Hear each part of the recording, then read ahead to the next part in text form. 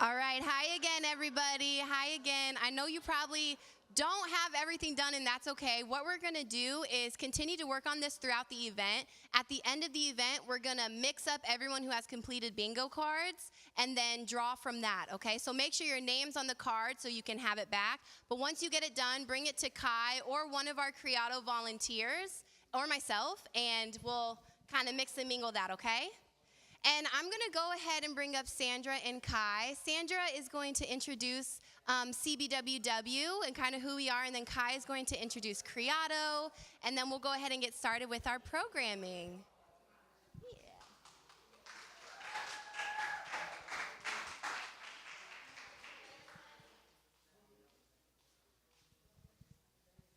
Hi, everyone.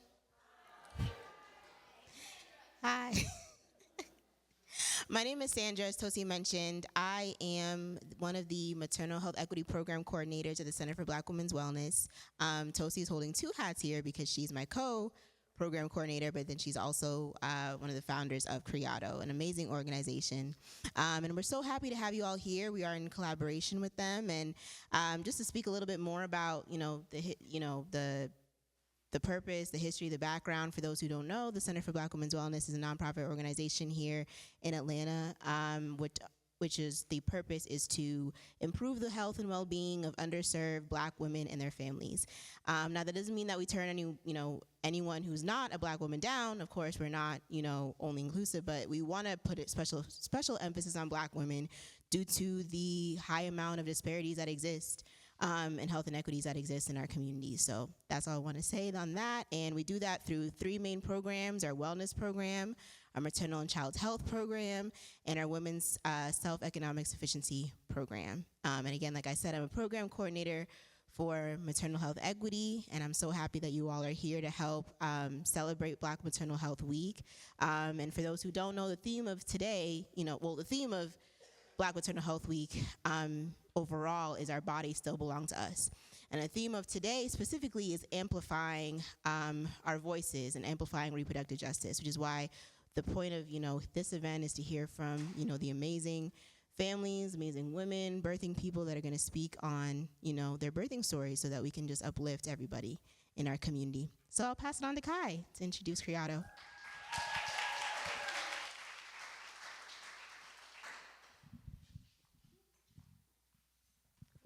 Thank you, Sandra. Good afternoon, everyone. How are we doing?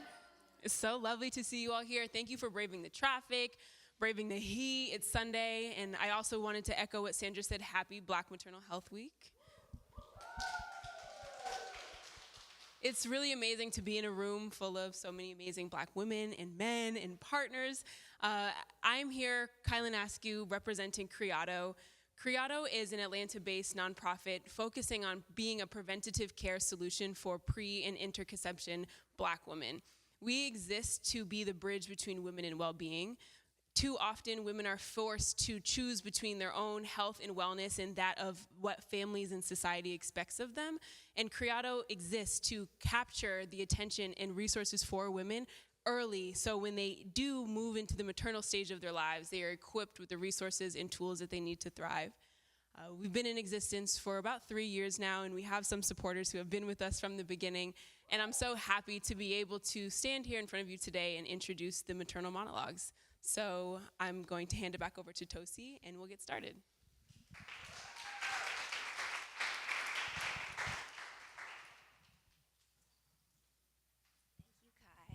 All right, everyone. So a little overview of maternal monologues and what the goal is, and then I'm going to pass it off to you, all right? So basically, AIM-CCI is an initiative to create community standardization in non-hospital care, right? So it's like a lot of things, but community standardization is important to have a certain standard of care for every person who we touch outside of a hospital.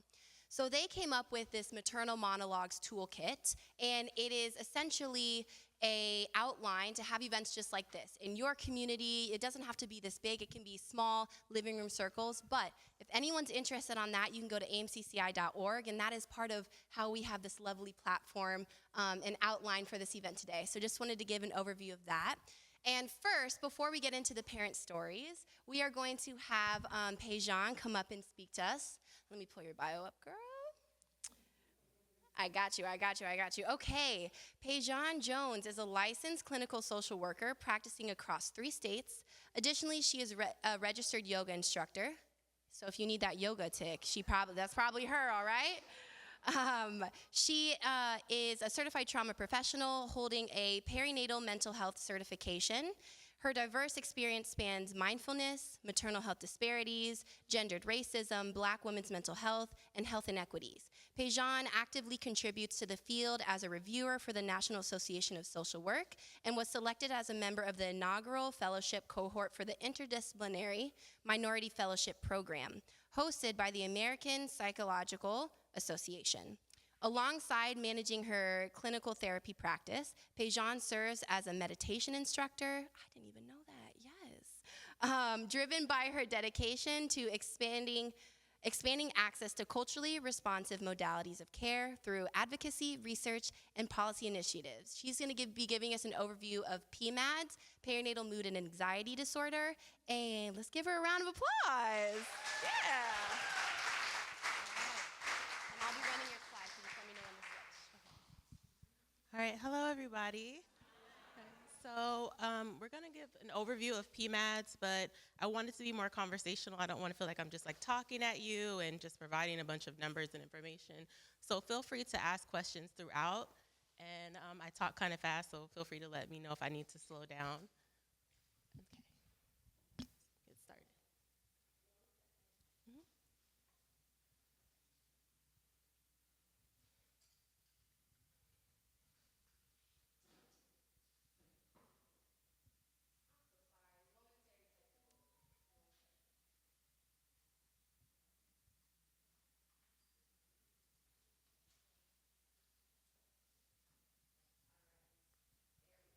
Okay, so again, we're going to go an overview of PMADS. I'll talk a little bit about the prevalence, some of the signs and symptoms related to PMADS. I think I'm in the way too. I'll stand over here. So some of the signs and symptoms related to PMADS, and then I'll talk a little bit about how these symptoms present specifically in Black women, risk factors, and again, risk factors that are specific to Black women, the impact that they have, some screening tools, and then a little bit about treatment. Okay, so PMADS is an umbrella term that encompasses perinatal mood and anxiety disorders, mood and anxiety disorders that are experienced through the perinatal period. And the perinatal period is from pregnancy up until 12 months after birth. And so birthing people are mostly the ones that are impacted by PMADS. However, fathers, partners, and even adoptive parents can experience PMADS. So mostly with birthing people, PMADS isn't a hormonal experience, but also lack of sleep is a big contributor to PMADS, and so that's why non-birthing parents can experience them as well. And then your socioeconomic status is not a protective factor against PMADS, so people against all statuses, ages, incomes, and races can experience PMADS. And then again, since PMADS is an umbrella term, it can encompass a variety of conditions that are not limited to these. So it is depression, anxiety, obsessive compulsive disorder, post-traumatic stress disorders, panic disorders, and bipolar mood disorders, as well as postpartum psychosis. And so again, the criteria is that these would be experienced during the perinatal period.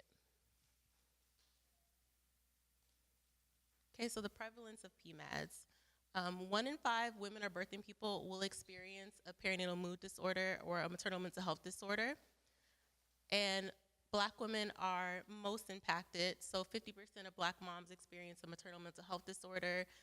They're twice as likely than their white counterparts to experience these disorders, and they're half as likely to receive treatment or care. And then up to 85% of birthing people will experience what is called the baby blues, which is not considered a PMAD, but it's just a normal condition, and we'll talk about that a little bit more in the next slide. But maternal mental health conditions are the leading cause of maternal death, and this is, I believe, 23% of birthing people will die by suicide or due to opioid overdose caused by a maternal mental health disorder. And then so some of the signs and symptoms, and so this is just a broad overview, and again, PMADS encompasses a variety of conditions, so symptoms will look different. But some of these symptoms include pervasive sadness, tearfulness, and hopelessness, anxiety, panic, and overwhelm, difficulty bonding with the baby or connecting with the baby, lack of sleep or excessive sleep, changes in appetite that include loss of appetite and or overeating, fatigue or loss of energy, irritability or anger, feelings of guilt or worthlessness, difficulty concentrating or making decisions, withdrawal from family and friends, and intrusive thoughts or fears about harming oneself or the baby. And so with the note on the intrusive thoughts, this can present in obsessive compulsive disorder as well as in postpartum psychosis. But the difference between these two, and we won't go that in depth with them, but if you have any questions, let me know, is that with OCD, the mom might have thoughts of harming herself or the baby, but they're what are called ego dystonic thoughts, which means that the mom knows that this is not a healthy response and is actively trying not to harm herself or the baby. And so this can present as the mom not wanting to spend time with the baby for fear that she'll harm the baby or harm herself. Whereas with postpartum psychosis, the mom may be having these same thoughts of harm or wanting to harm herself or the baby, but she believes that it is a valid response to the situation, even if it's not really grounded in reality. So those things are kind of similar, but it's important to know the difference between wanting to engage in those thoughts versus not wanting to engage in those thoughts. And that's something that you would talk about with a licensed provider. And then baby blues is something that is a normal side effect of pregnancy, and this is due to the hormonal fluctuations during pregnancy, and it usually lasts about 2 to 3 weeks. It typically presents as sadness or feeling overwhelmed or tearfulness, but after 3 weeks, it would usually subside on its own. And so it's important to recognize whether or not these symptoms are lasting for an extended period of time, and that's when you might want to seek additional support. And then also for Black women, some of the signs and symptoms for anxiety and depression may present differently. So irritability is a major symptom that Black women experience related to anxiety and depression. So irritability and anger, as well as self-criticism and perfectionism, are often signs that can be normalized. And so especially with Black women wanting to be professional, wanting to excel, wanting to achieve, those are seen as positive things. So they often can be overlooked as signs of anxiety or depression. And then fatigue, insomnia, and decreased libido are often signs that present for depression and anxiety for Black women. And so this is important to know, as again, they may be missed or overlooked. And this is why it's important to seek a provider who is culturally competent. Any questions at all related to anything I said so far? No? Okay, thanks.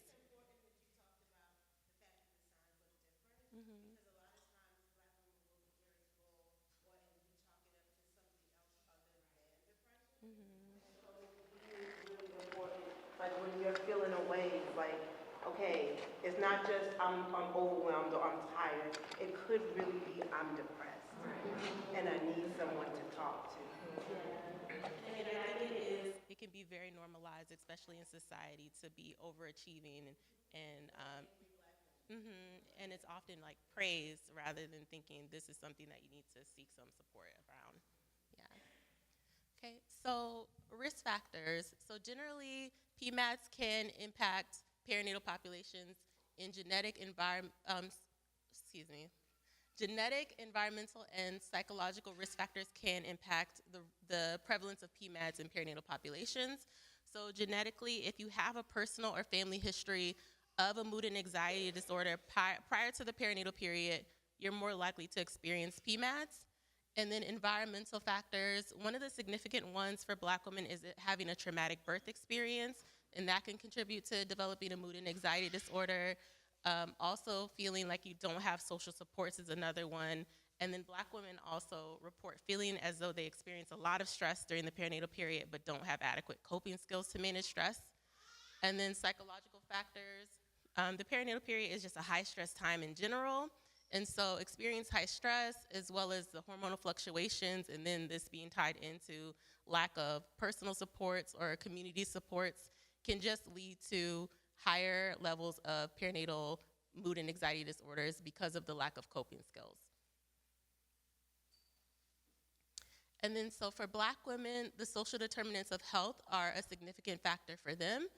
And so these include gendered racism and systemic racism over their life course, which impacts them during the perinatal period. And so through a process called weathering, Black women experience accelerated biological aging, and this impacts their health outcomes overall, but is especially significant during pregnancy.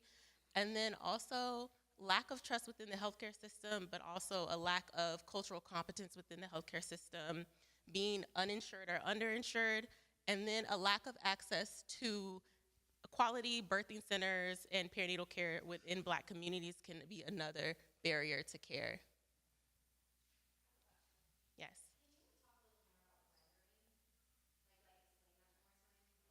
Yes. This was a new concept to me before I was in the public health world.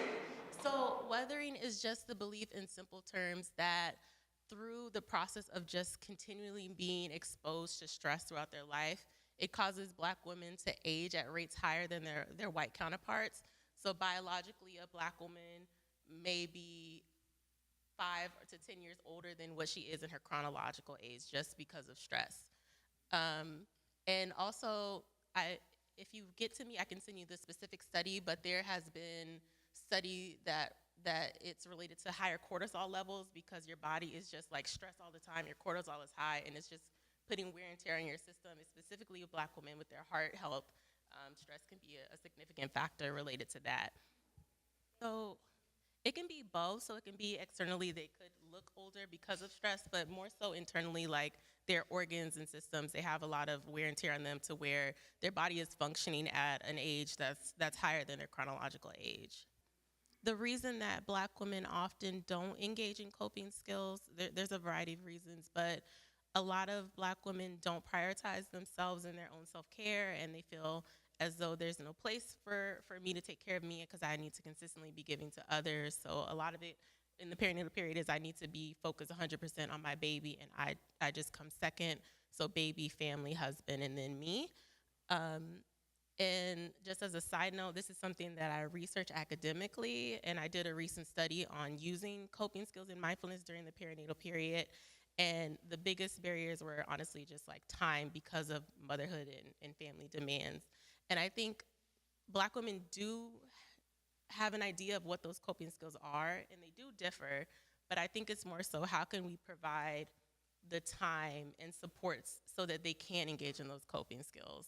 So hopefully that helps. And then, so the impact that PMEDs have on the birthing individual extends to their baby and their communities. So on moms, it can just overall negatively impact their quality of life. It can impact their bonding with the baby. So with the examples provided, with if they're experiencing intrusive thoughts or OCD, that can lead them to not wanting to engage with the baby for fear of harming the baby or themselves. Another thing that occurs due to hormones is maybe sometimes breastfeeding, for example, can exacerbate depression because of the hormones involved. And so the mom can associate the baby with depression, and that can disrupt the connection with the baby as well. And then within communities, Black women are often hospitalized more or criminalized more when they're experiencing PMADs, especially with postpartum psychosis. It's not treated as a mental health condition. It's treated as like a criminal condition, especially if you say, I want to harm myself or my baby. A lot of people are not emotionally or culturally sensitive to that. And so that can lead to the stigma surrounding help seeking, wanting to take care of it within the family rather than getting external help, which can also impact the maternal death rates for Black and brown populations. And then, so these are a variety of screening tools. And again, because PMADs encompasses a variety of conditions, the screening tools will be different for each condition. And this is just related to the symptoms that you're experiencing. And this would be something that would be selected by your healthcare provider. But it is important to note, going back to the cultural responsiveness, that research on Black perinatal populations is very limited. And so these tools were not created with Black perinatal populations in mind. And often Black women are just not included in research studies at all. So many of these tools are just normed on white women and white populations. And so going back to the symptoms that Black women experience, they may not be accounted for in these screening tools. So that's something to note. And so it's important to have a provider who is culturally competent and able to recognize the symptoms and signs in Black women beyond what these screening tools measure. And then so for treatment, personal care is a big step related to treatment for PMADS. One of the main ones is establishing a healthy sleep routine. And this is also ties into social support. So can you have someone watch the baby so that you have time to sleep? This is especially significant for single moms who also experience PMADS at a higher rate. So establishing a support system so you're able to have a healthy sleep routine, engaging in healthy eating habits, engaging in fitness, being able to spend some time in nature, and then engaging in mindfulness, which can be quiet, intentional time alone, breathing exercises, or more formal practices like mindfulness and yoga, meditation and yoga. And then again, external support, so speaking with your doctor, joining a peer support group, engaging in therapy with a culturally responsive clinician, and then medication if necessary. But the good news is that PMADs are highly treatable, and just because you experience a mood and anxiety disorder during the perinatal period doesn't mean that you have to experience it long term. And so with treatment, they typically resolve and are not long lasting. But again, if it is something that continues to happen, engaging in these supports can be helpful in alleviating the symptoms. I do have some conversation resources that I can share, but I'm also thinking about you can't really predict or control their behavior. So that piece, you have to kind of let go of that responsibility. So if they're upset and you're presenting it in the best way that you can, then they're just going to be upset, and that's not a reason not to have the conversation. So again, being aware, being thoughtful when you're having the conversation, being open and not judgmental, and maybe using some I statements rather than you did this, maybe like this is how I feel or this is what I've noticed and these are some ways that I can help. And then providing resources can be helpful as well. And then again, I have the resources I can share, but there are a lot of support groups. So maybe even just saying, would you like to join this mom group, and not even framing it as like you need help, but just like here are some supports, and that might be helpful as well. Yeah, definitely a need for accessible community programs. I think of like community doulas. I know there's a lot of organizations that have doulas for lower income or moms, and that are accessible in Black communities, and I think those are really important as well. But it is a systemic issue where it's like a complete overhaul of society and how we treat women and birthing people. So advocating, and then you showing up as a safe emotional space as well, definitely. And that's something that you can share with your peers as well, again, to normalize mental health. So thank you all. And again, I have resources available. I think you're going to share a little bit more about the therapy. Yes, okay. Thank you. Thank you, thank you. Yeah, big round of applause. Thank you. And part of the reason why we asked Pejan to come here and speak is this next portion, we're going to have parents telling stories about their birth. And some are joyous and beautiful, some are traumatic and also beautiful. But we want to make sure that we have the resources necessary for all of you to recognize if maybe this is a little triggering for me. That's okay. And Pejan is going to have, we call it the talk corner, but there's a little tucked away room if you need to talk to a therapist or just want to share your story, get it out. She's there. And then we also have Chris, who has, we called that one the testimonial corner. If you want to share your own birth story, again, to spread these stories so parents know what they're feeling is normal and they have a community there to support them. So all my parents who got there before, I'm going to ask you to come up and have a seat on these lovely chairs.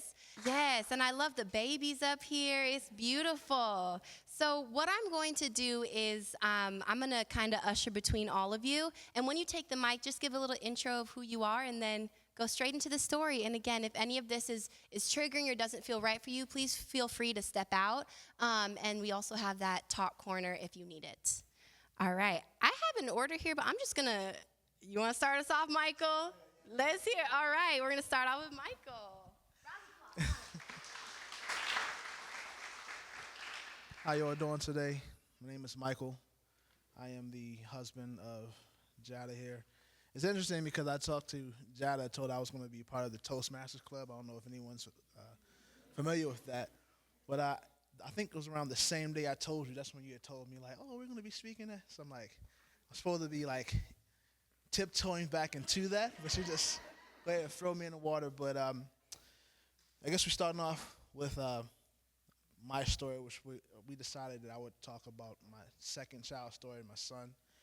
And it's interesting because I would say that we have, it's been a roller coaster ride. Well, at least it was when it came to the birthing process with both our children. Ups and downs, but I think we still came out, triumphant at the end. But for the sake of time, I'll just jump right in. So, wow, reflecting on our journey to become parents again is quite a whirlwind.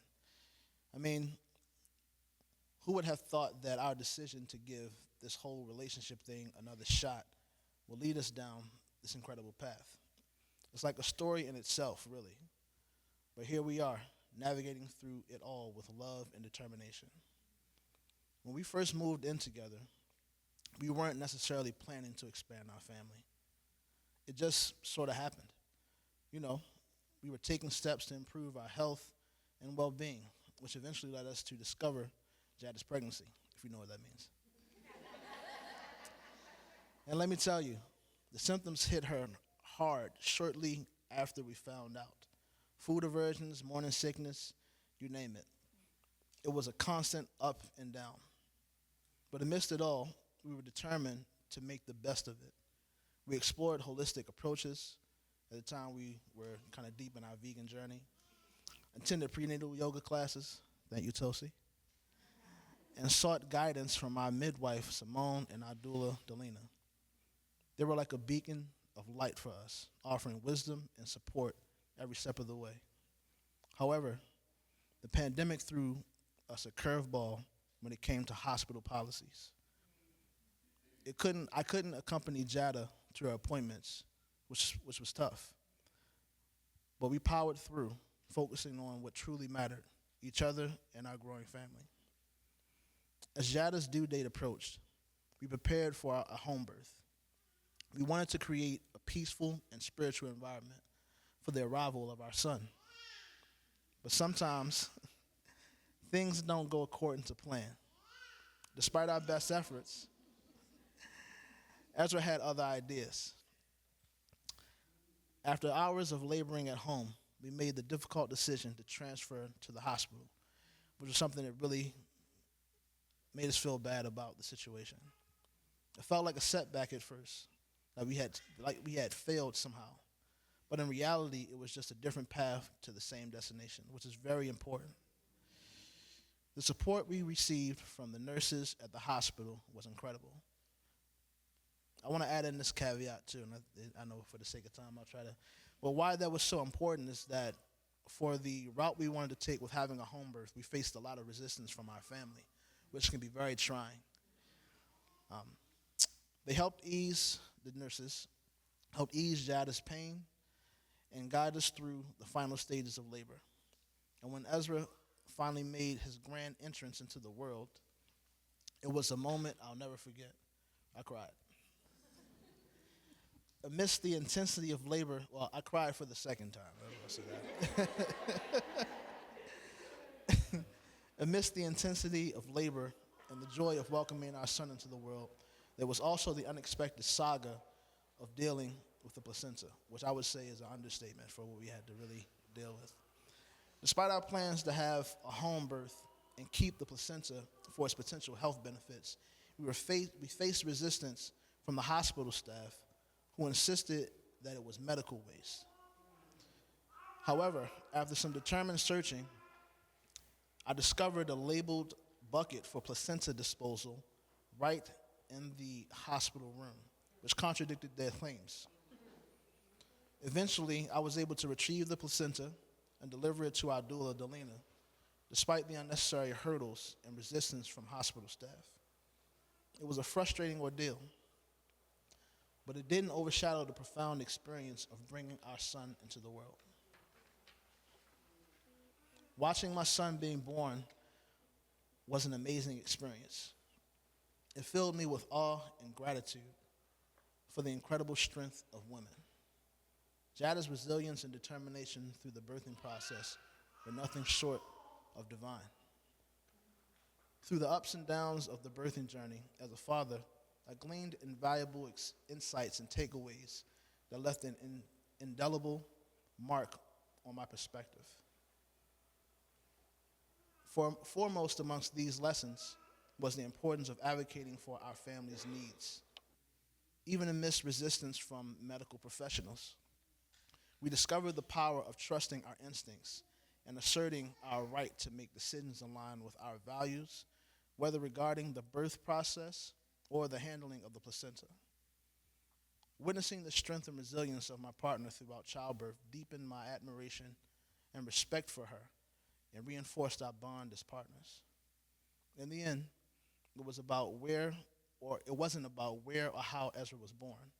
What mattered most was the love and connection we shared as a family. And as I held him in my arms for the first time, I knew that no matter what challenges lied ahead, we would face them together as a team.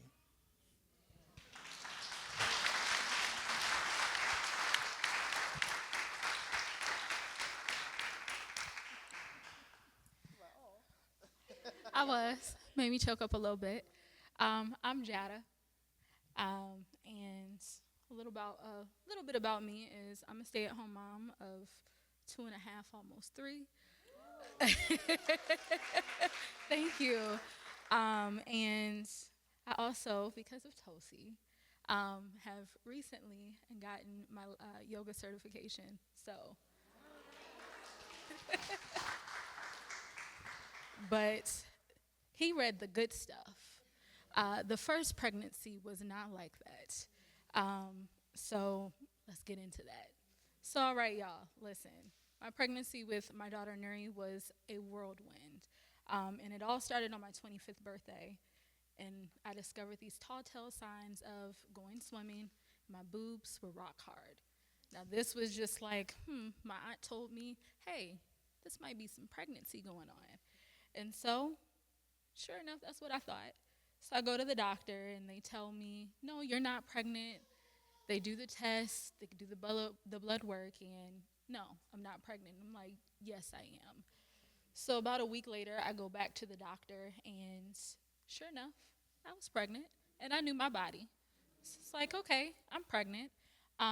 So from there, keep going back and forth, and they're like, okay, well, you may or may not have this baby. I was told that I could never conceive years ago, before even meeting him.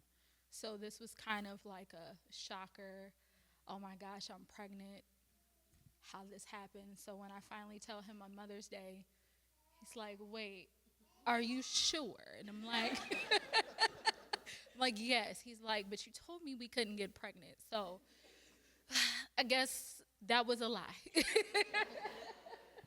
But from there, it was a roller coaster because around 8 weeks, I was in the hospital again. I had started bleeding. And for me, I was just like, oh no, the doctors were right. Maybe I really can't have a baby. But yet, it took a turn for the better. They said, oh, Nuri has a strong heartbeat. It's just sometimes you have these things that happen. And so it's like, okay, cool, I'm still pregnant. But unfortunately, with my mom, I am her only child. And so I was a little bit nervous to tell her. I'm originally from Iowa, so she's far away. And be it that she wanted me to be married before I had a baby, it was very difficult to disappoint her. But I finally told her, and the things that I thought she would say, completely different. It was, I'm going to be here to support you. And she was, very supportive. Still didn't like the decision that I made, but still was like, you're grown. You can do what you want to do. So from there, had a small support system, but still a lot of ups and downs. And in the midst of pregnancy, from second trimester on out, I had a lot of nausea, cravings, and as well as a ton of food aversions. Second trimester, it hit like a brick. And I used to love eating pepperoni pizza. That was a no-go. at all. She was like, no, that is not it. Same thing with eggs. It was just a no-go. And so from there, I started experiencing Braxton Hicks contractions early into the third trimester. And it just felt like a waiting game. And so on New Year's Eve, I felt these Braxton Hicks contractions so bad that we had to eventually go to the hospital. And in this process, I had moved to another city here in Georgia. And so all of my birth care originally in another city had to be transferred. And I think I was about 6-7 weeks out from delivering. So with that being said, not knowing new doctors, already having this birth plan over here, and just not really knowing this is my first time having a kid, and because my mom is far away, I don't really have the coaching. And even with him, he has no idea what's going on. So we're kind of just on our own. And these doctors are just telling me X, Y, and Z and not really giving me the greatest reports and sending me back and forth, whether it's home or there. So from that part of the story, we get to the actual birth. And this is where it takes a traumatic turn. So the big day finally arrives, and, contractions are going how contractions normally go. And let me tell you, the switching, like I said, of the doctors at the last minute made it very stressful. My OB, who I switched to, I had never met him. So that's already discouraging because you don't know who you're getting. And when he came in the room, I was met with horrible bedside manner, to the point where I'm just like, I don't trust you, and we had to fire him on the spot. So that's already a minus because now I'm in search of a doctor to deliver this baby. And from that point on, luckily we had great nurses, but from that point on, it got harder. Now we did have to switch to another OB who was on call that day, and she was decent, but I still didn't know her. I didn't feel comfortable, and there were certain decisions that I just did not feel comfortable with. But I was on Pitocin, I was on epidural, contractions were high, and the epidural definitely did not work. So from this time, this is about 32 hours into labor, and they tell me that I have to rush to do a C-section, emergency C-section, and it's crazy. This is a side note, that one of his friends had texted him and said, hey, do not let her get a C-section. If you let her get a C-section, it's not gonna go right. And thinking about that now, I'm like, wow, that happened like less than 30 minutes before they came in the room to ask about giving an emergency C-section. I still had to go through with it, and we're prepping, and they're giving me more epidural. And from that time on, this is when things get even worse. Those first 3 cuts I felt on my left side, so they had to put me all the way under. And so he could not be in the room when our daughter was born. And the golden hour, just everything that we planned, all just went down the drain. So I did not see my daughter for 24 hours. She was taken down to the NICU. I couldn't breastfeed. The things that we thought we were going to have, we didn't. And it's unfortunate because I didn't have an advocacy enough to speak for myself because I didn't know. This is my first child, so I had no idea.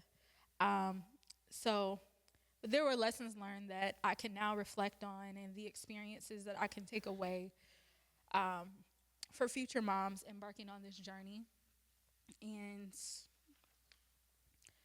first and foremost, having a birth support team is definitely crucial, especially for us as Black women.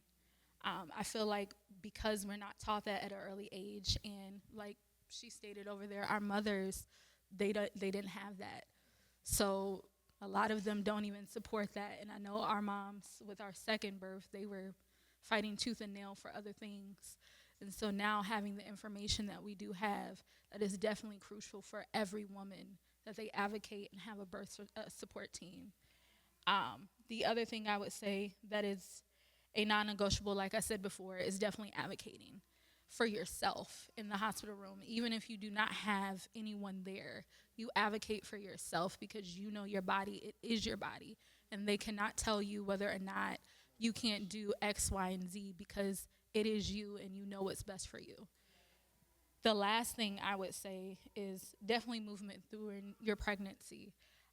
The more you move, the more your body is able to push your baby through the birth canal correctly so that you do not have issues. So for future moms out there, just remember that you are stronger than you know, and you are worthy of support and respect, and you are capable of navigating highs and lows, pregnancy and childbirth with grace and resilience. And trust yourself, trust your body, and trust that you have everything that you need to embark on this journey of motherhood.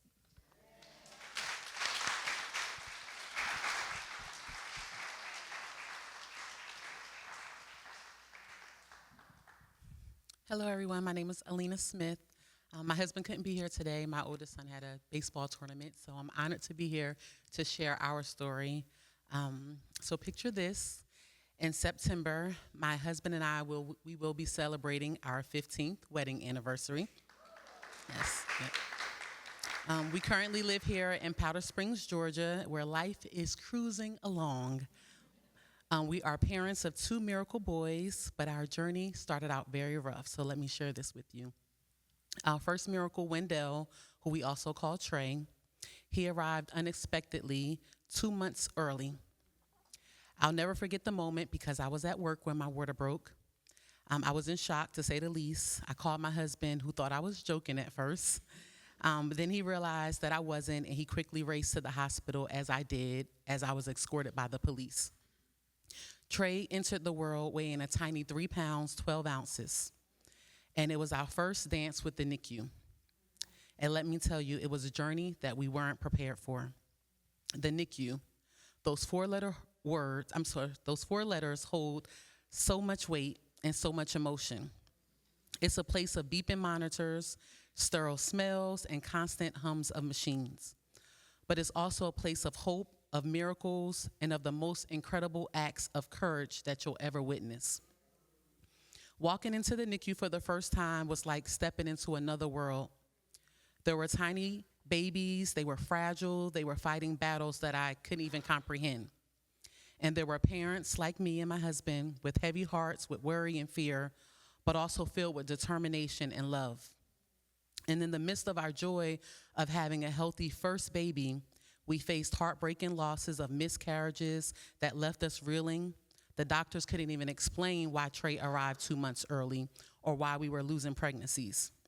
It wasn't until we moved to Georgia that we learned the truth, where I was carrying too much blood, which was causing the miscarriages. So 6 years later, I found out I was pregnant again with our youngest son, Charlie, but it was a mix of hope and fear. And at 22 weeks, Charlie's size was concerning, where my blood pressure was through the roof. And it was like deja vu, that we braced ourselves for another premature arrival. At 22 weeks, Charlie arrived, entering the world weighing just 1 pound. The NICU became our second home yet again, a place where time seemed to stand still. We spent hours by our baby's bedside, watching his chest rise and fall with each breath, waiting for him just to grow stronger.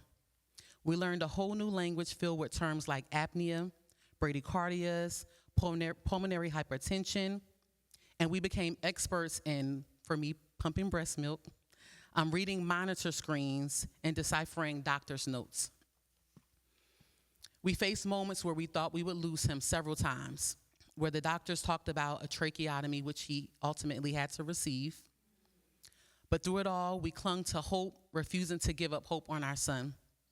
Nights turned into days, and days turned into weeks as we navigated the uncertainty of his health conditions. Finally, the day came when we were able to bring Charlie home after 328 days in the NICU. It was a victory like no other, a moment filled with tears, joy, and gratitude. Our journey didn't end there, though. We were faced with challenges of caring for a medically fragile child, juggling hospital visits and therapies while trying to maintain some sense of normalcy. But here we are now. Trey is in 7th grade. Charlie is in kindergarten. Yeah. He had his trach removed after 9 months of being home. They're both thriving, beating all odds, no medical conditions for both of them. Our journey has taught me the true meaning of strength, resilience, and the power of love. It hasn't been an easy journey, but it's been worth every moment. That's our story. It's messy, it's raw, but it's ours. And if there's one thing I've learned is that miracles do happen, not once, but twice. Especially when you refuse to give up hope. To all the families who find themselves in the NICU, know that you're not alone. Know that you are stronger than you've ever thought possible. And know that no matter how dark the days are, there's always hope shining bright on the horizon. And we are a true testament of a family that turned our pain into purpose. We established an organization called Trust Your Strength. As you can imagine, going through two NICU journeys, and after the 328 days, I realized there was nothing established for the parents to take care of themselves. So through our organization, we created what we wish we had, where we provide self-care events for families, for parents, to remind them to take care of themselves. We deliver self-care packages where now our sons are joining us, delivering the packages so that they don't forget the journey that they were on. And it's just really been God-led. And I'm just thankful to be able to not only birth our miracles, but also help other parents get through their journey.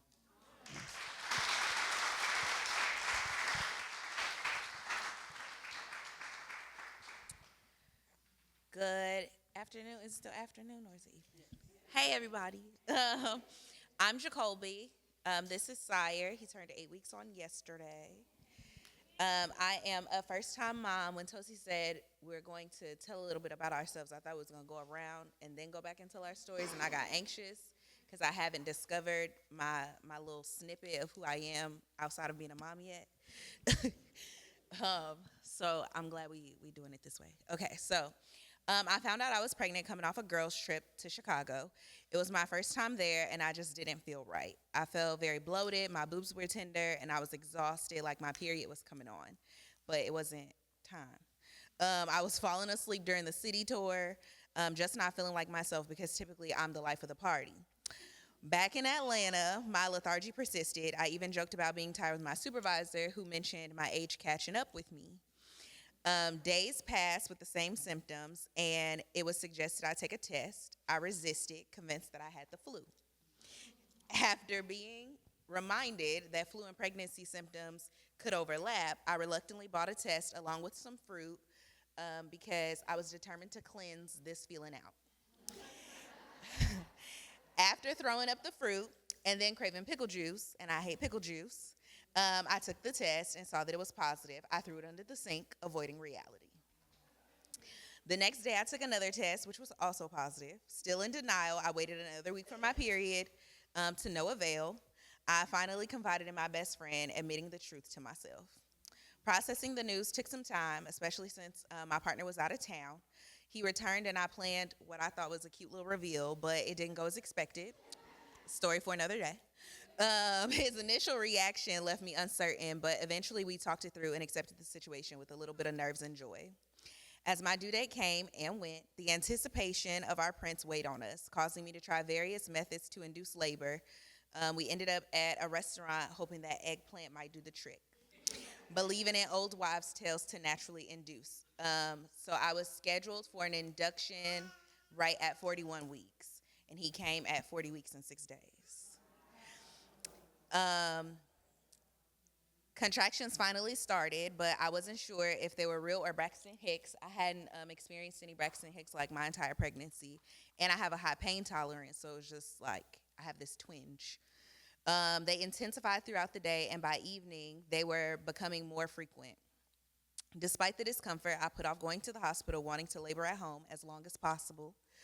Eventually, we decided it was time to go. Contractions were 5 minutes apart, and I birthed at Northside. I live in Fairburn, so it was like a 45-minute drive. By the time we made it to the hospital, I was at 3 minutes, and the intensity had increased, and I was admitted into a room.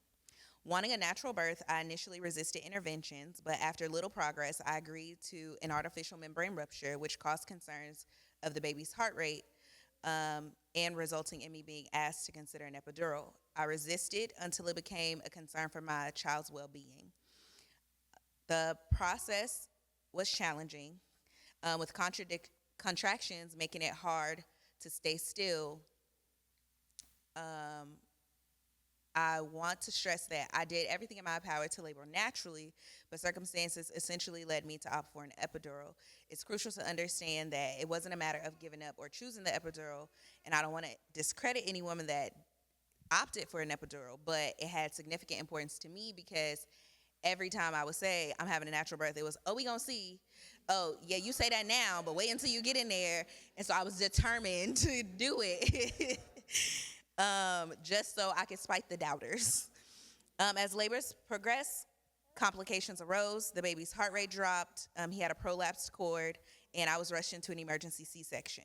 The situation escalated quickly, and I was overwhelmed with fear and uncertainty. The C-section was chaotic but brisk. Despite feeling the pain, I also felt my first 2 cuts.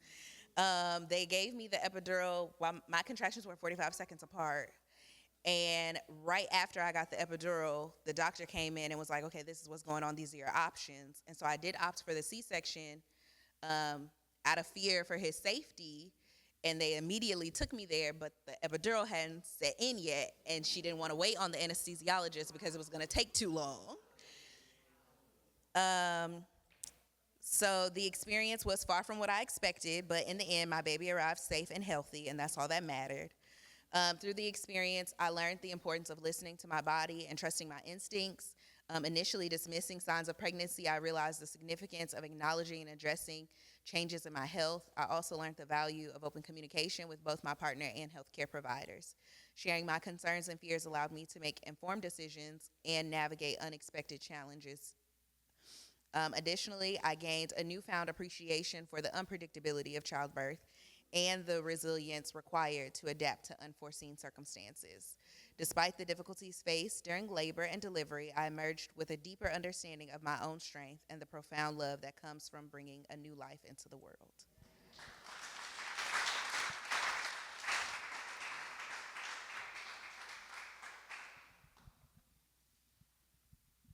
How y'all doing today? I'm Quentin Davis, my daughter Ari Davis.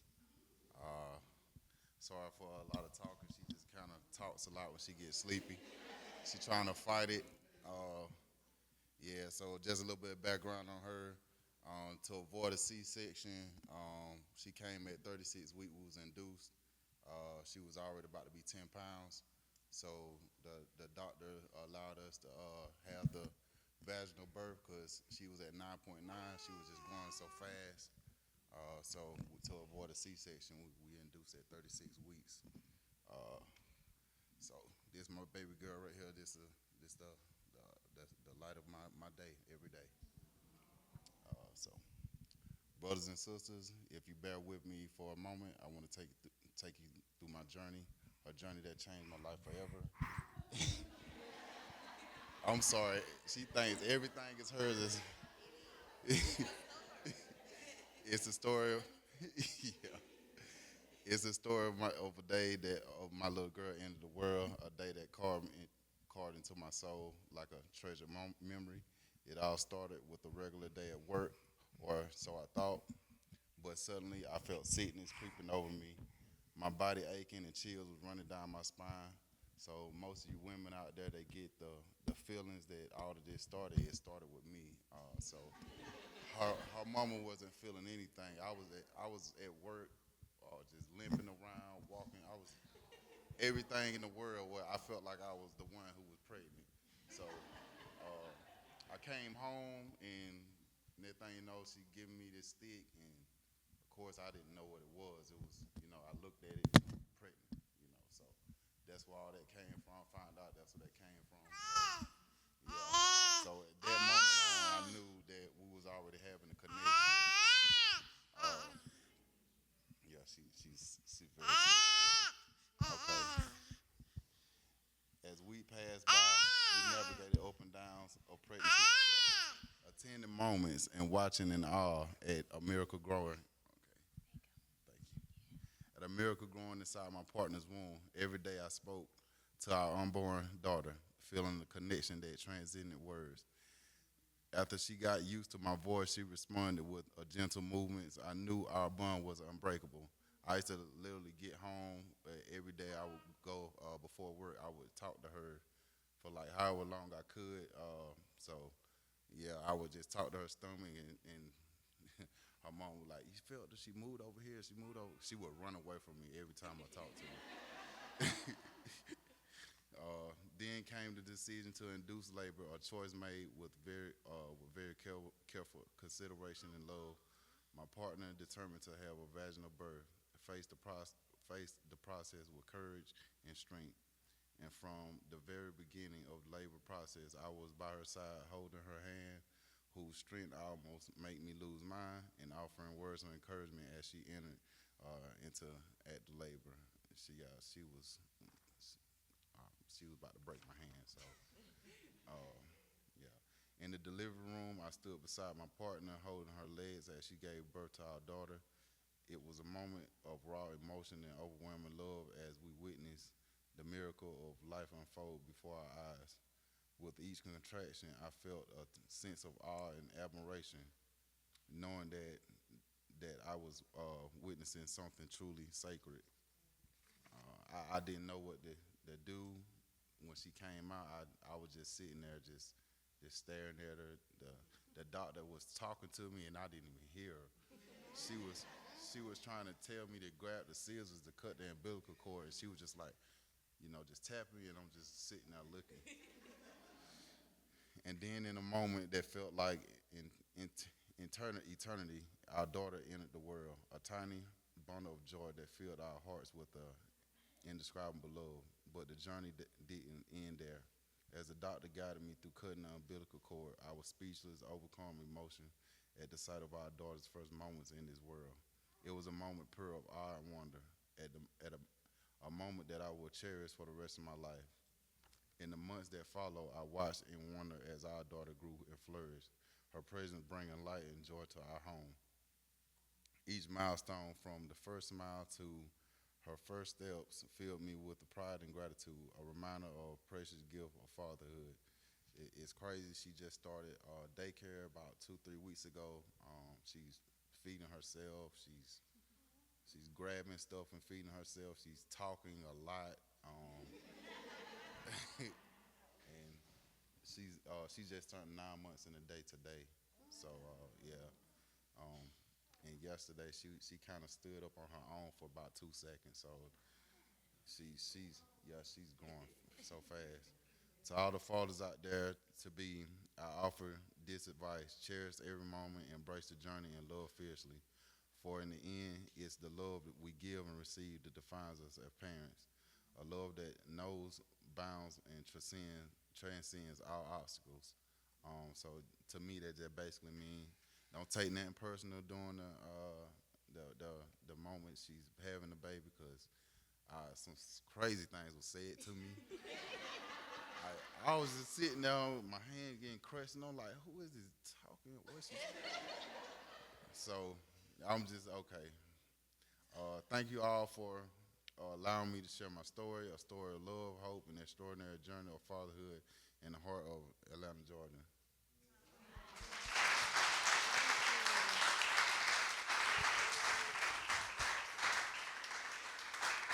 Yes, yes, yes. Thank you, everybody, so much. And just like as I was hearing you all tell your stories, I don't know how I got them all down to 5 minutes, y'all, but we did it. I just want to thank you all so much for your honesty, your transparency, your willingness to tell your story. And I said this to you, but I don't think you understand that by you sharing your story, raw and honest, how many lives you can affect and the platform that you have as parents. So I just want to say thank you again, and we're going to take a quick break. Yeah.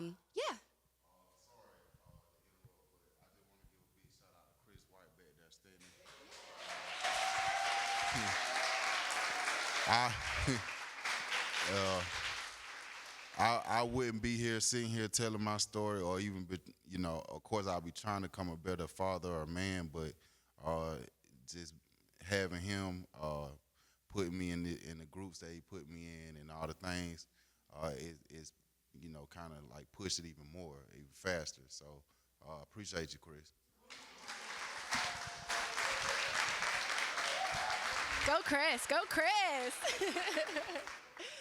Chris is over a fatherhood initiative at the Center for Black Women's Wellness, if anyone has questions.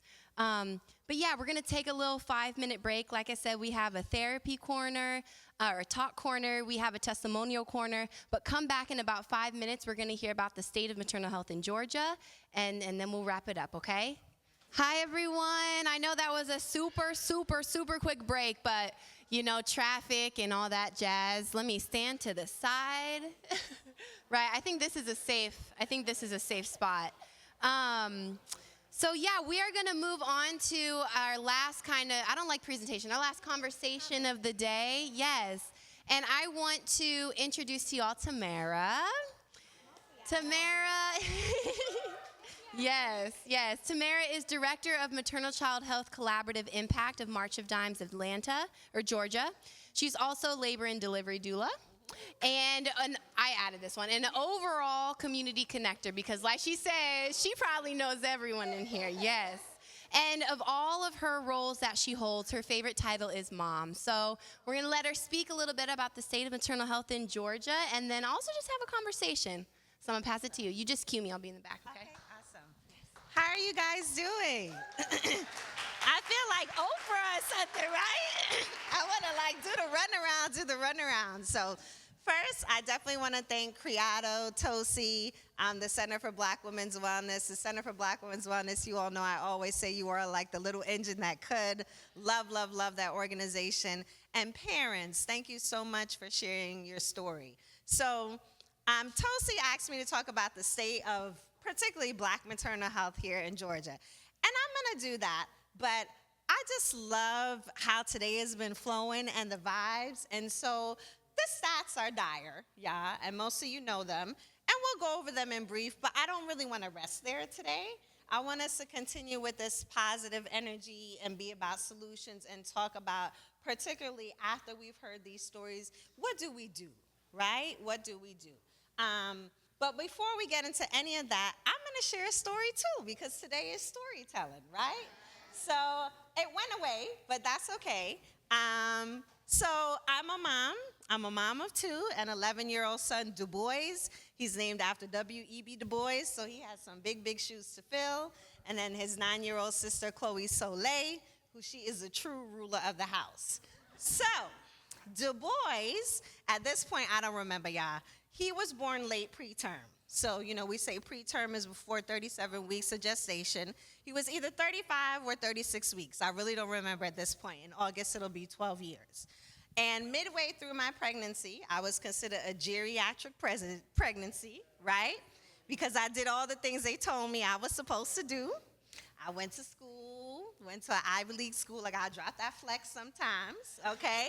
Went to Brown for undergrad. Came here to Atlanta, went to Emory to get my master's, and got married at 31. And I was like, listen, I'm trying to be and enjoy married for a little bit before we pop out some kids. So we honeymooned in Italy. We went to the Dominican Republic. And 4 years later, it's like, okay, you're getting older. It's time to have a kid, right? So I'm 34 going on 35, and I'm pregnant with Du Bois. And we knew early on it was a boy. But again, I'm automatically classified as a geriatric pregnancy. I felt a way about that, okay? We're not gonna talk about that, but I did feel a way about that. And midway through my pregnancy, I was diagnosed with a condition called intrauterine growth restriction. Still to this day, y'all, almost 12 years later, all I can tell you is that meant my placenta wasn't working the way it was supposed to, okay? That's really all I remember being told. And I also remember being told you most likely are not gonna go full term. So we made it to either the 35 or the 36 weeks, right? We don't remember, right? And he was about 3 pounds, 3 ounces. Not about, he was. But I'm at that appointment, and my husband is in D.C. He travels for work. And it's funny, when he booked the trip, he was like, I don't think I should go. We're like a month out. And I was like, no, we're a month out. We're going to be okay. So I'm in that appointment, and the tech is like, because at this point, I'm high risk, I'm having to have all the tests. And she's like, he's the same way he was when you were here 2 weeks ago. And I was like, no, I mean, you the tech, right? So no, I don't know, but okay, thank you for that information. And then I just saw her get a look on her face, and in my head, I was like, oh, this is not gonna be good. And so she comes back with the doctor, who I do wanna say this, y'all, because I am all about cultural relevance, our skin folk, but all skin folk ain't kinfolk. This high-risk maternal fetal doctor was a black woman, and she did not have the best bedside manner at all. So she comes in with a box of tissues ready, and she's like, remember what I told you? And I'm like, I mean, you've told me a lot of things. But she's like, remember I told you most likely won't go full term. It's time. And I'm like, it's time for what? She's like, it's time. You're going to leave here and go to the hospital right now because the baby hasn't grown. And I was like, no, ma'am. I said, I can't go now. My husband is not here. My bag is not packed. We're not going to talk about when my bag wasn't packed, right? But I was like, no, like, really, I can't go right now. And she's like, no, really, you are. But just that whole energy, right? Like, she came in with the box of tissues ready. I don't know what she thought I was going to do, fall out. But if I did fall out and cry, it was wild, y'all. So I'm calling my husband. He's like on the plane back coming to Atlanta. I'm calling girlfriends, people at work, right? Nobody's picking up. So I literally drove myself to the hospital. Yes. And was like, well, I got to check in. They said I got to check in, right? But my husband, I'm going to speed it up. My husband did get there. We tried to have a vaginal at first, didn't work, inducing Pitocin, went to an emergency C-section. I'm now a doula, and I always tell my clients, if we have to get to a C-section, let's talk about our hands being unrestrained. Mine were restrained. I didn't know that, right? I was like, why are my hands restrained, right? Yeah, just crazy. But my husband was there. He was advocating, and Du Bois came 3 pounds, 3 ounces. He did have to spend 5.5 days in the NICU. Just 5.5 days. We were never in a situation where it was dire and we didn't think Du Bois was coming home, right? Because some people, that is a situation they're in the NICU. But it is still a wild experience, right? Nobody, even those letters, NICU, right? What do they stand for? Now we know, neonatal intensive care unit, but it's not a common experience that is talked about. So it was a wild ride, y'all. But he was there for 5 days, and then he was in the hospital for another 3.5 weeks, where pretty much he was learning how to eat. So he was in the hospital for about a month. But he is wonderful and lovely now. Really no implications. He had to have all the tests done. The main thing is he's smaller. He's a little guy. But that's about it. So thankful and blessed, but a lot of the things that we talked about, which relates to the state of Black maternal health, right? Unfortunately, we're not protected by a lot of the things we should be protected by, right? So I'm educated. I have my Master of Public Health. I'm in, the healthcare field. I have a partner, a husband, right? And all of these things, they didn't protect me. They don't protect us as Black women, unfortunately. Because, and this is a larger conversation, we know this as well, I'm preaching to the choir, we're also birthing in a racist system, right? So, but I wanted to share my story with you all because we are storytelling, and I also wanted you to know that for many of us, I think this is the case for many people in this work, it's not just the stats and the numbers, right? It's personal. So y'all are my sisters, right? Like pretty much every story here, I heard something that resonated with me, and like we're in this together. And I also think, we talk about this all the time, the solutions are already here. They're here in our community, and that's why these types of conversations are important.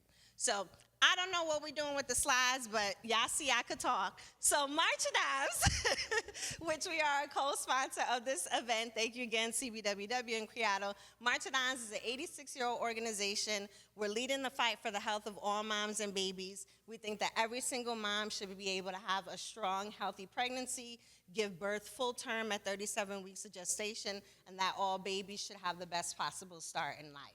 You all know, unfortunately, that's not happening here in this country, really for many women, but definitely not for our Black and brown women, right? And so we're first facing an urgent maternal health crisis here in this country, particularly here in Georgia. We have received an F per the March of Dimes report card for the past 2 years. And so if you don't know, the March of Dimes every year releases a report card where we grade all 50 states on our maternal and child health indicators. So we released that report card in November, which is Prematurity Awareness Month. And so last November, the state of Georgia was at an F again due to our high number of preterm births. So again, that's babies being born too soon, being born before 37 weeks of gestation, and that's the #1 killer of babies across the board, right? And also due to our infant mortality rate. And then that grade is actually not even encompassing of the maternal mortality rate, but we know here in Georgia as well that we're not doing a good job on that, right? Here in Georgia, our black women are almost 3 times more likely to die from pregnancy as compared to white women, and our black babies are almost 2 times more likely to die before reaching their first birthday. So that's why I said the stats are dire. They are what they are. It is important for us to know, but so then what do we do about it, right? And so one of the things that March of Dimes is doing, and so that's why I know a lot of people in here because we're all friends. We're in a collaborative where we are working together to make sure that all black women, particularly in Atlanta and Fulton County, have the best start in terms of their pregnancy before, during, and after pregnancy. And so it's a whole process. Our friends, Atlanta Doula Collective is in here, Center for Black Women's Wellness, Healthy Mothers, Healthy Babies was in here. It's a process. They could tell you about it. It's an iterative process. We're meeting. We're doing all these things. But we have agreed to use 3 strategies. And the 3 strategies are dismantle racism. So we always joke around, but it's not a joke, right? We say when we dismantle racism, come on, we winning that Nobel Peace Prize, okay? We're going to increase access to equitable and affordable care, and we're using a community engagement strategy. And so this conversation that we're having today is actually one of our dismantle racism strategies and solutions, because we talked about a lot of times folks are talking at black women, right, talking about the birthing experience that black women, black people are having. But let's hear from black women, let's hear from black people, their own birthing experience, and then what do we do once we have that information, right? So that's one of our dismantle racism solutions. I did want to mention this very quick as well. I love this app, you all, the Earth app. You could actually just pass these around if you've never heard of it. I fangirl over it. But the Earth app is a digital app created by a black woman, a sister, Kimberly Seals Allers. The whole point is, how many people have heard of the Green Book from like the 1920s? The Green Book? Okay, so you know back in the day, right, like 1920s, there was an actual book that black people, particularly in the Deep South, it directed black people where they could go where things are safe for them. So you can go here to use the restroom. It's safe as you're traveling through this Deep South. You can go here and eat at this restaurant. It's safe for you as a black person, right? It's called The Green Book. There also was a great movie made a few years about it ago, so Google it. Anyway, this app, the Earth app, to me is the digital version of The Green Book. So the whole premise is to make black birth safer here in Atlanta. So if us as black folks, right, using this app, we rate providers, we rate hospitals, we rate pediatricians, and then we eventually have a digital guidebook where it's like, hey, sis, Grady Hospital, 200 reviews, says they're doing a great job of treating black women while they're birthing.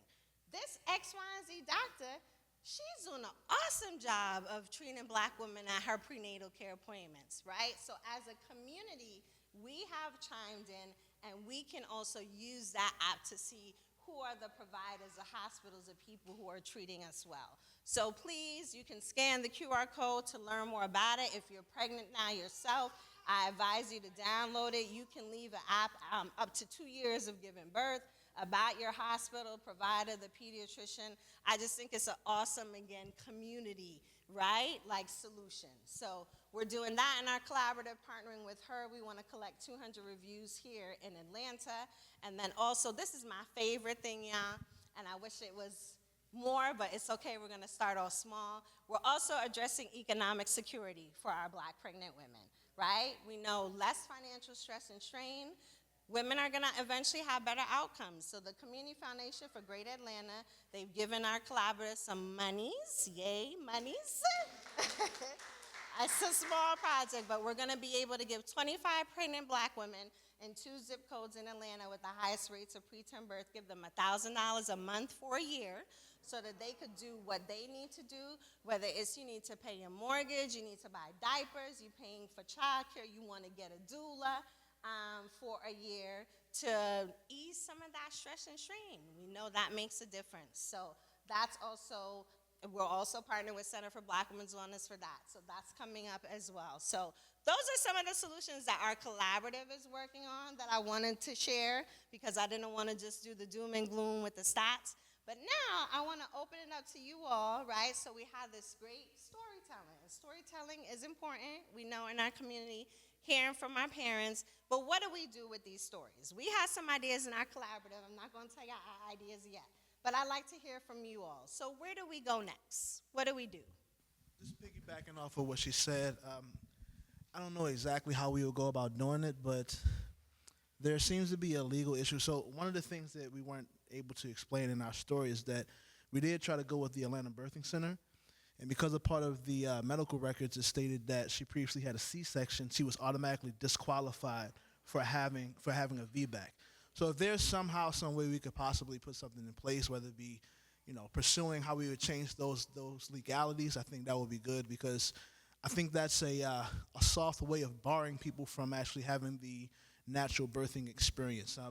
It's interesting because I was actually a VBAC baby. My mother first had my brother by C-section, and then, along came me, and she always says the story of how I was 9 pounds and 3 ounces, and she passed out when she had me and all that. But I think that's proof that, at the time when I was conceived and when I was born, it didn't seem like that was an issue. So I don't know why it seems like that's an issue here.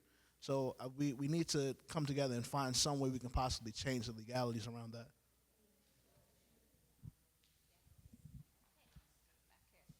Sandra, you want to come up a little bit?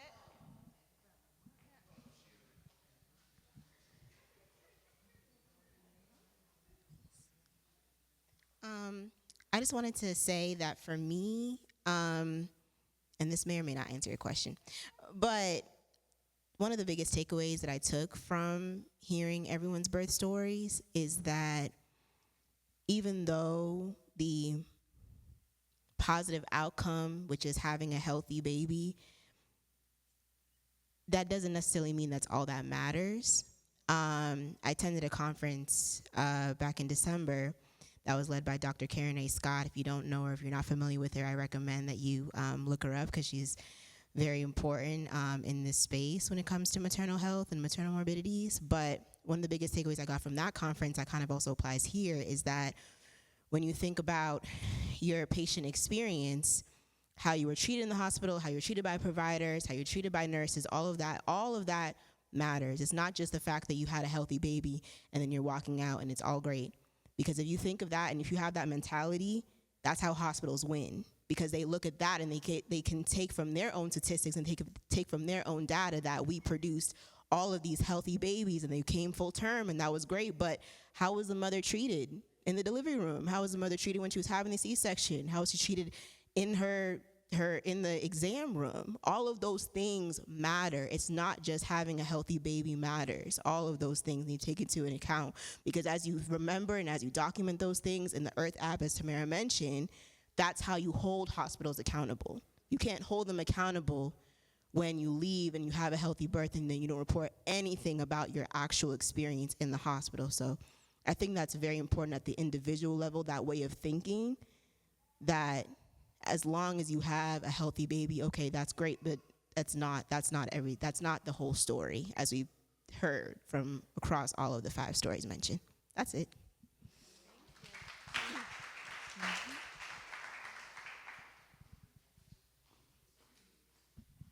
Thank you, Tamara, and everyone for sharing your insight. As Tamara mentioned, data, advocacy, education, research, they're all just components of the greater story that we're telling. And before we close out, I want to invite up Alexis Berry. She is a doctoral student, and she's conducting some research and just wants to speak to you all just for a quick moment about the research that she's conducting in her program.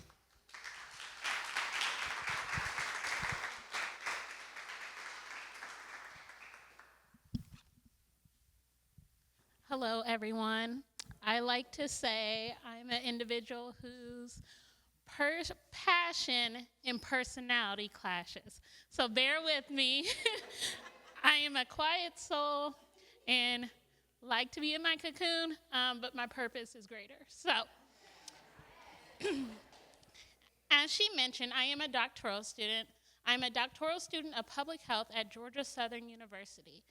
I received my master's in health administration, and upon receiving my master's and starting practicing in the field, I was like, oh no, I hate it. And so then I went back to what I originally wanted to do, and people were like, oh, you don't want to join public health. There's no money, you're not gonna enjoy it.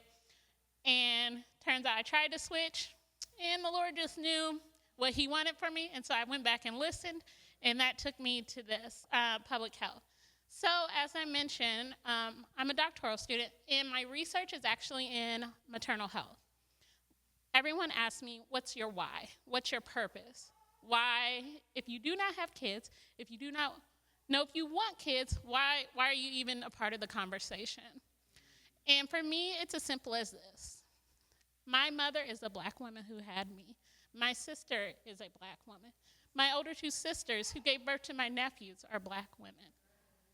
I want to be able to see my sisters give birth and live to raise my nephews. I want, if my sister decides to have birth, to live to see her baby. I want their experiences to be positive so that if they choose or want to have another baby, they are not so frightened from their first experience that they are traumatized. So that is my why. So it doesn't have to be, I always tell people, you don't have to want children to be an advocate. So in saying that, I've heard I got to hear some of the stories today, and I wanted to share what my research is about. We talked about how, even just a second ago, how just because you have a healthy baby does not mean your personal experience is thrown out the window. So with that, I've been doing my research, and quality of care is lacking. There's no research, and trust me, after studying over 6,000 articles, there's limited to no research, especially in Georgia, on how quality of care affects outcomes for women. And that's not to say just maternal mortality, but the things that follow, the mental health, the hemorrhaging where it's near misses. There's no research. So I decided that I wanted to be one of the first. I wanted to tackle and not just use secondary data. That's another thing.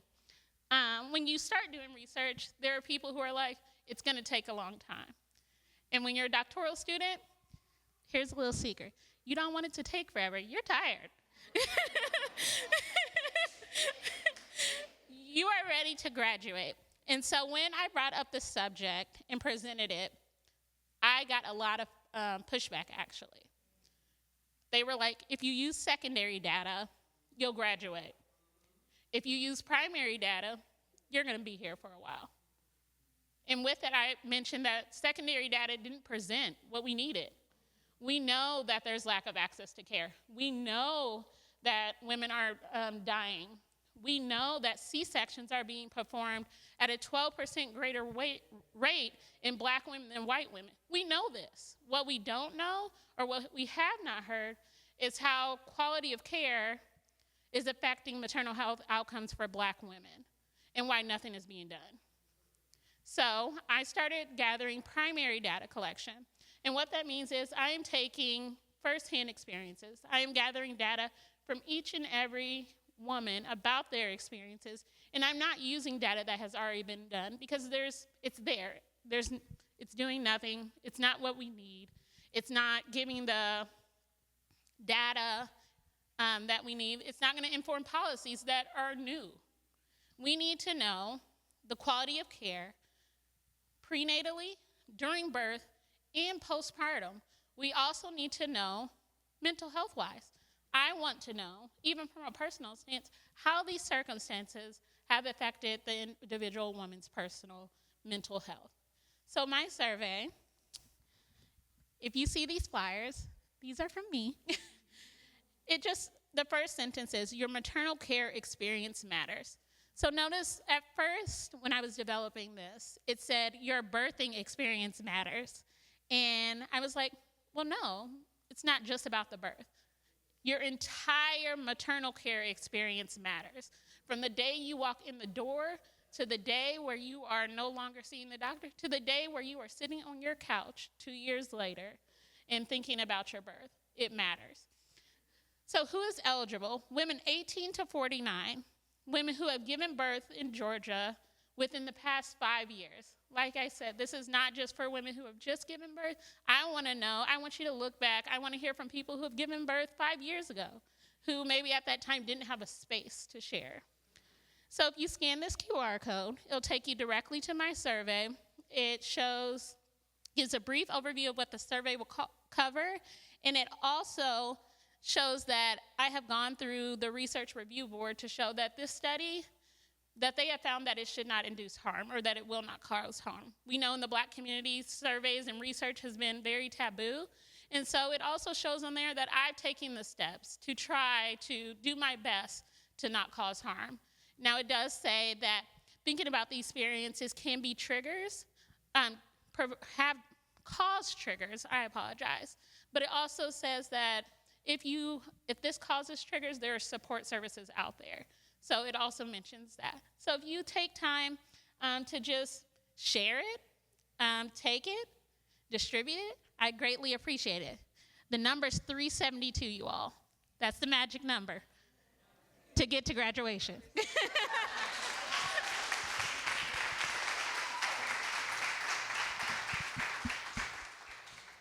Thank you, Alexis. We made it, y'all. How are we feeling? Good, positive. I know for me, this has probably been one of my favorite Criado events that we have ever done. Before we get out of here, I just want to thank the families and mothers and fathers for sharing your stories. Your voices matter. I want to thank everyone here for attending. Your advocacy is appreciated. Your support is noticed and acknowledged. I want to thank the partner organization, Center for Black Women's Wellness, March of Dimes. And I want to thank Tosi for being the cheerleader and coordinator of this entire event. So as you mingle and mix, we wanted to invite you out into the atrium. We have some of the partner organizations with their tables of information, how you can get involved. Again, if you have sisters, mothers, wives, cousins that could benefit from the resources that we shared here today, we welcome them. We welcome their support. We welcome your support. Criado exists to be that bridge between women and well-being, especially for those in that pre to interconception time frame. And all the resources that you'll see out in the lobby are there for you and for them. If you have any other questions, feel free to reach out to me or Tosi. And if anyone else completed bingo, hello. Congratulations, Jacoby. Thank you, everyone. I hope you have a great rest of your day.